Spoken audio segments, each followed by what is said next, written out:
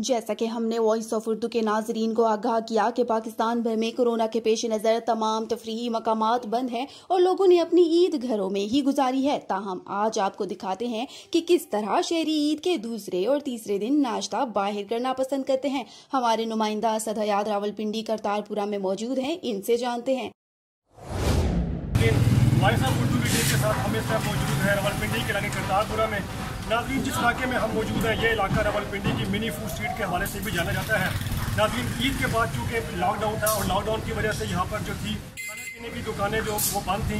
ईद पर हुकूमत की तरफ से जो नरमी का ऐलान किया गया था उसमें काफ़ी हद तक जो है वो दुकानें खुली हैं। उसमें हलवा पूड़ी की दुकानें, दूध दही की दुकानें, लस्सी की दुकानें और जो निहारी की दुकानें जो है वो सारे फारिस हैं। और इसके अलावा नाज़रीन, आपको ये पता चले कि यहाँ पर जो है उनकी SOPs को भी जो है वो फॉलो किया जा रहा है, क्योंकि हुकूमत की तरफ से जो है पाबंदी है कि अगर आप जो है अपनी खाने पीने की शॉप है वो ओपन ज़रूर कर सकते हैं, लेकिन आप वहाँ पर बैठ कर नहीं खा सकते। इसलिए यहाँ पर जो है वो पार्सल की जो है वो सहूलत मौजूद है और जो भी लोग आ रहे हैं घरों से नाश्ते के लिए उनको जो है वो शॉपर दिए जा रहे हैं ताकि वो जो भी नाश्ता करें वो घर जाए। जी शुक्रिया असद हयात तफसीलात से आगाह करने के लिए।